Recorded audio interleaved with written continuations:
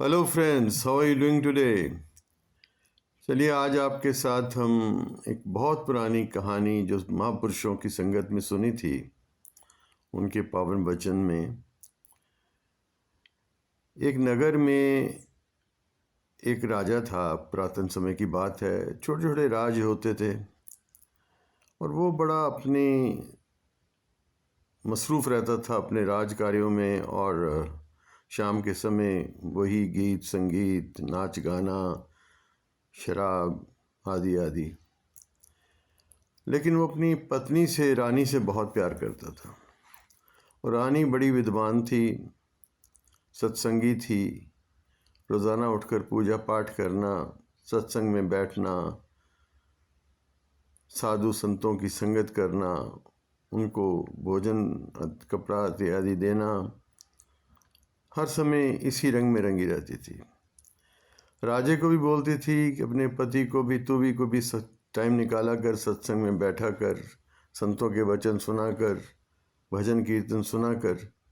तो राजा हंस के कह देता, ये सब काम तेरा है। एक दिन रानी थोड़ी क्रोध में आके बोली, राजन, तेरे जैसा मूर्ख मैंने देखा नहीं। तू मूर्ख ही नहीं, महामूर्ख है। राजे के दिल को ये बात चोट कर गई। स्वाभाविक था, पत्नी से बहुत प्यार करता था और ये भी जानता था कि मेरी पत्नी बहुत विद्वान है, गुणवान है, और उसकी इज्जत दिल से करता था। तो उसके मन को ये चोट लगी कि आज मेरी पत्नी ने सख्त वचन कहे हैं, पर कोई भी बात वो ऐसे कहती नहीं, तो ज़रूर मेरे में कोई कमी है। उसने अपने काबिल वज़ीर को बुलाया और उससे बातचीत की। कहता, निडर होके बताओ कि मेरे में क्या क्या कमी है। वज़ीर ने कहा कि मुझे तो ऐसी कोई कमी नज़र आती नहीं। कहता, नहीं, मेरी पत्नी ने मूर्ख कहा है। मूर्ख ही नहीं, महामूर्ख कहा है। ऐसी कौन सी मूर्खों वाले काम मैं करता हूँ, थोड़ा मेरे को बताओ। क्योंकि जब कोई अपना कोई बात कहता है ना, दिल में बड़ी गहरी चोट लगती है, बहुत गहरी चोट लगती है ना। वो पुरातन एक कहावत है ना पंजाबी की, सजना ने फुੱਲ मारिया साडी रूह अंबरां तक रोई, लोकां देयां पत्थरां दी सानू पीड़ रता ना होई, लोकां देयां पत्थरां दी सानू पीड़ रता ना होई। अपना जब कोई बात कहता है तो बड़ी चुभती है, बहुत बहुत ज़्यादा ज़ख्म कर जाती है। तो राजे की यही अवस्था थी। खैर अपने वज़ीर को उसने कहा कि ऐसा कर, तू बात में कोई राज तो है, तू शहर के सारे मूर्ख बुलवा, जो भी कोई मूर्ख नज़र आता है ना, उनको इकट्ठा कर, मैं खुद देख लूँगा अभी ऐसी कौन सी कॉमन बात है कि मेरी पत्नी बिना वजह कोई बात कहती नहीं। मूर्ख इकट्ठे कर दिए कि राजा था, राजा की तो बात चलती है। अब उसमें कोई मूर्ख उसे ऐसी बात नज़र नहीं आई कि बहुत बड़ी मूर्खों वाली बात कोई जो उसमें भी हो और उनमें भी हो। तो उसने कहा कोई ज़रूर इनसे भी बड़ा कोई मूर्ख होगा, शायद वैसा ही मैं कुछ करता हूँ।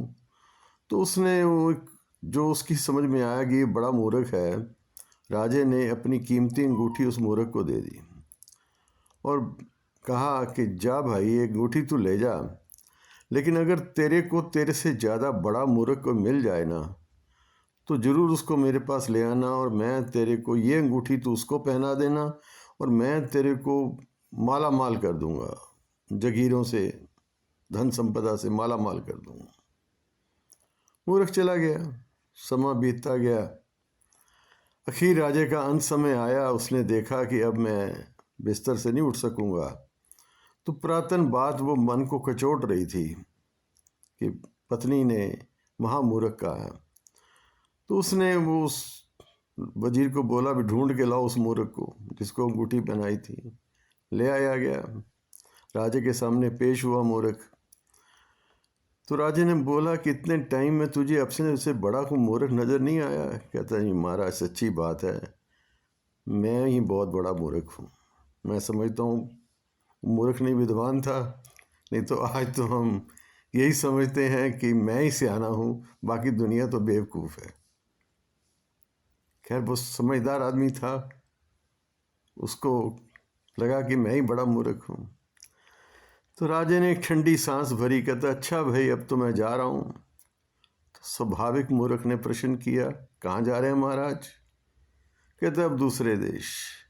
कहते दूसरे देश जा रहे हैं, और कौन कौन साथ जा रहा है? तो राजा हंस के बोला, भाई वहाँ तो अकेले ही जाना पड़ेगा। अब थोड़ी मूर्ख को और हैरानी हुई, उसने फिर पूछा, था तो मूर्ख,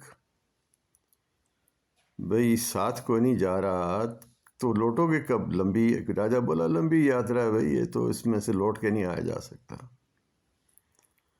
तो मूर्ख ने कहा, महाराज फिर रास्ते खर्च के लिए कोई हाथी, घोड़े, असबाब, फौज, कोई सिपाही, कोई धन असबाब? राजा बोला, भी इस सब की जरूरत नहीं वहाँ पड़ती, ये सब वहाँ नहीं चलता।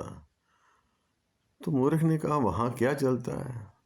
राजा बोला, ये यहाँ का धन वहाँ नहीं चलता। तो बोला, जी वहाँ का धन आपने फिर एकत्र कर रखा है? वो तो जरूर किया होगा। अब राजा की ठंडी सांस निकल गई, कहने लगा, वो तो मैंने एकत्र नहीं किया भाई। तो मूर्ख हंस के बोला, महाराज आपको पता था आपने जाना है? कहता, जी सबको पता होता है। कहता, फिर आपने कोई तैयारी नहीं की?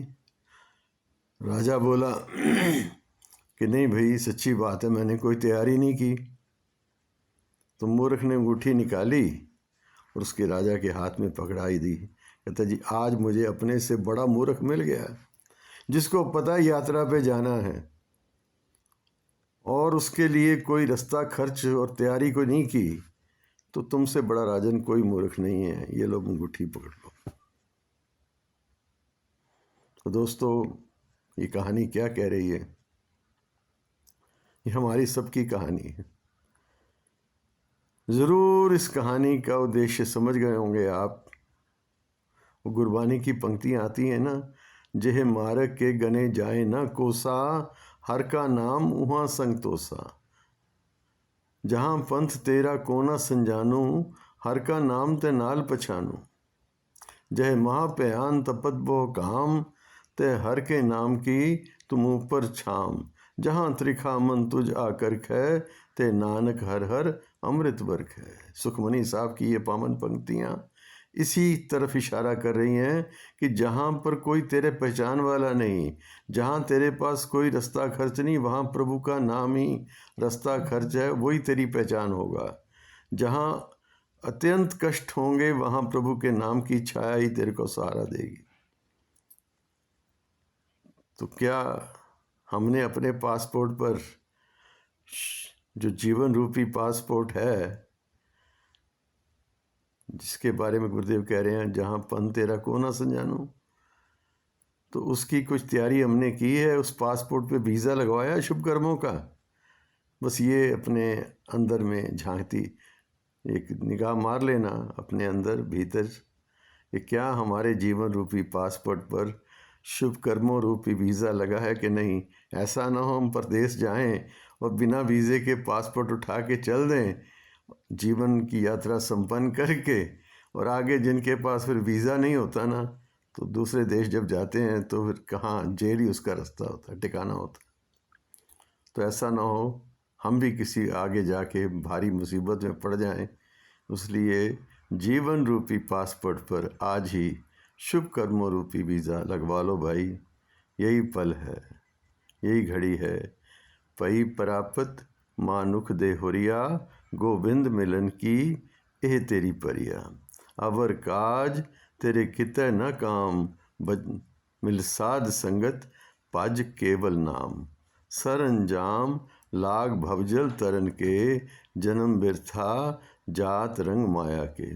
भाव क्या है कि ये जो मनुष्य रूपी जीवन मिला है, ये प्रभु प्राप्ति के लिए मिला है, और सब काम तेरे ठीक है, पर प्रभु के मार्ग में इनकी कोई वैल्यू नहीं। वहाँ तो केवल अपनी कितनी पहचान तूने की, अपने प्रभु की कितनी पहचान की, कितना नेक आचरण तेरा है, और तेरे अंदर क्या तैयारी है उस प्रभु प्राप्ति के लिए, वहाँ तो इस बात की परख है भाई। अवर काज तेरे का कितने न काम, गुरुदेव कह रहे हैं, मिल साध संगत भज केवल नाम। संतों की, साधुओं की, गुरुद्वारे मंदिर जाकर प्रभु का नाम सिमरन कर, ये तेरा आगे चल के सहारा बनेगा। ये जीवन प्रभु नाम की प्राप्ति के लिए मिला है, प्रभु सिमरन के लिए मिला है। दुनिया के बाकी काम तो पशु पंछी भी कर लेते हैं, अपने लिए घर तो चिड़िया भी बना लेती है, शहद की मक्खी भी बना लेती है, और लाखों मक्खियाँ एक ही घर में रहती हैं। यहाँ तो दो भाई इकट्ठे नहीं रह सकते, वहाँ लाखों मक्खियाँ एक ही घर में बसती हैं। तो आप देखो कि ये जो मनुष्य जीवन है कहीं व्यर्थ ना चला जाए। Thank you, good luck to you, take care. Waheguru ji का खालसा, वाहिगुरु जी की फतेह।